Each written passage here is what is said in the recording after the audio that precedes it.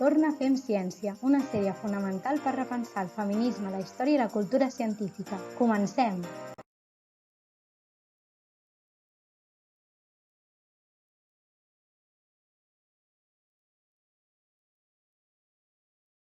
Avui contem amb Maria Rentetzi, investigadora i professora a la Friedrich-Alexander-Universität Erlangen-Nürenberg. La seva investigació es centra en el caràcter polític i històric de la diplomàcia científica i en l'estudi del gènere com a categoria analítica principal en objectes tecnocientífics. És la història de la ciència i la tecnologia sexista? Oh, it's a very tough question. I was surprised because I think more than a year ago there was a global survey on the issues related to gender and science and technology. And we realized, and I think we realized this for the first time, that people have been complaining about how the discipline of history of science is not very open to women and sometimes really sexist. So this is a new knowledge for us as historians of science. Not that we didn't have experiences of gender discrimination, let's say, in conferences or workshops and meetings. But it's the first time that we have documented this in numbers and on a global scale. So the very straightforward and simple question is yes, it is, as every other discipline. So we really have to do our best to change the situation, especially for the younger colleagues and the early career students. Com s'hauria de commemorar la ciència? Què n'opines del Dia Internacional de la Dona i la Nena a la Ciència? Usually this is the day that we received, all of us that work on gender and science, we receive invitations to talk about our work. And to be honest, I hate this because it's as if people and universities and institutions remember us, especially that day. And we have all this celebration and then most times we forget about the issue. And we think, okay, we did our duty, we presented something on this issue, and now we can do our business as usual. But I think we should do something throughout the year and not just during the International Day for Women and Girls on Science.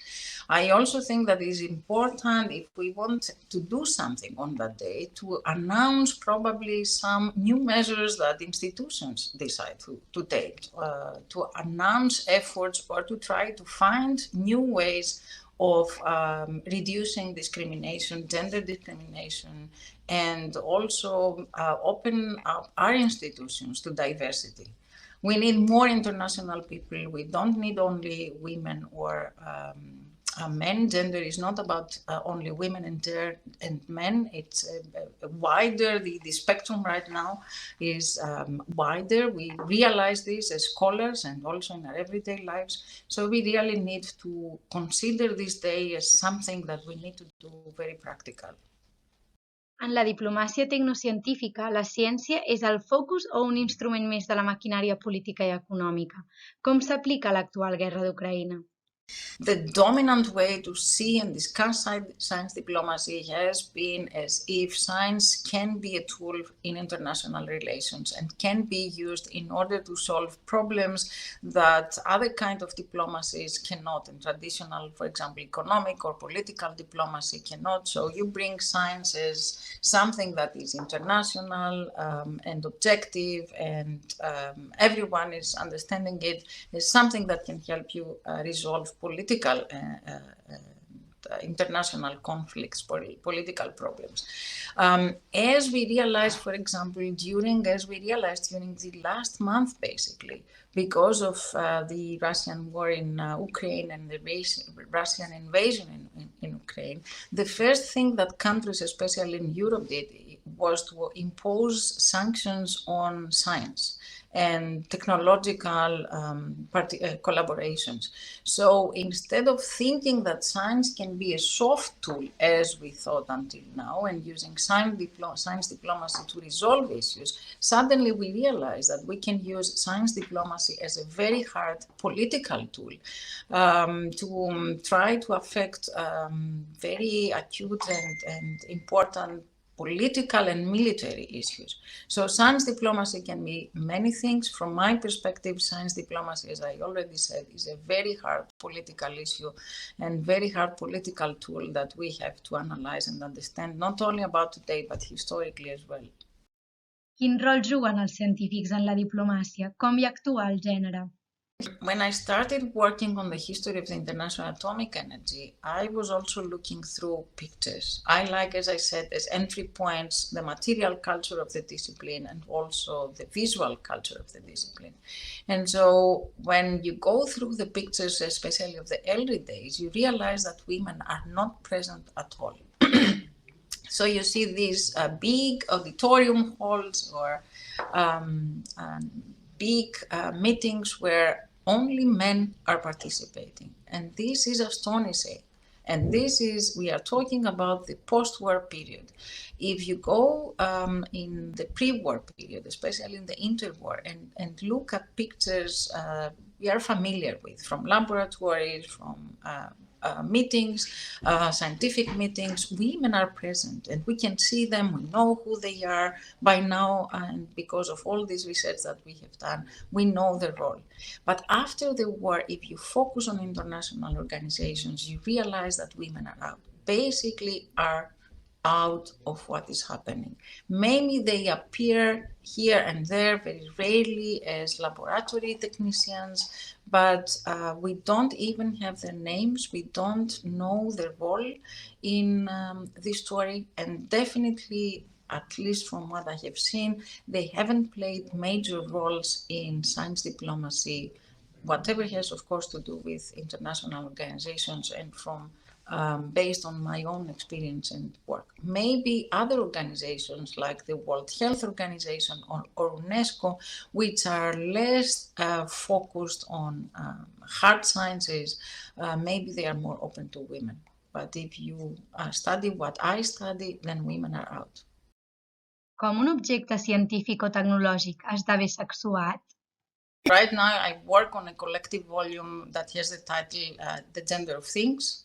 And I want to focus exactly on this, on the ways that objects, laboratory objects, especially objects from the hard sciences, become gendered, because I don't think that we know the processes, especially in relation to new scientific disciplines and technological disciplines, such as the artificial intelligence, for example.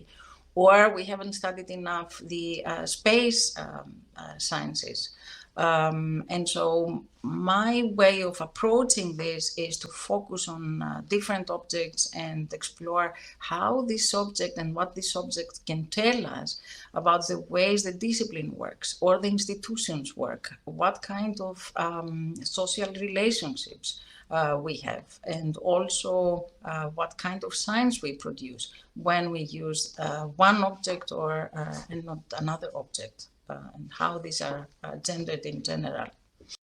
En un dels teus articles expliques com una caixa de guants o un objecte ordinari d'un laboratori de física nuclear ens facilita informació sobre el transport i control de coneixement científic. Podries desenvolupar aquesta idea? Special interest on the material culture, especially the material culture of physics and of experimental physics. Your question was about the glove boxes, and to me the glove boxes was a different entrance to the history of the International Atomic Energy Agency and to the relationship between science and diplomacy. It sounds probably very weird to use glove boxes in order to approach this kind of cases, historical cases, but to me the glove box gave me an entrance to several different things, to understand the gender profile of the new agency, the International Atomic Energy Agency, in the late 50s. I got interested in the glove boxes because I found one of the very first pictures that I saw in the bulletin of the agency was of a woman dressed in her white lab coat and using the glove box, and underneath the caption was something like, we take care of our personnel, and these are the cutting-edge technologies that we provide, and that was in 1959. Keep in mind that the agency was established in 1957.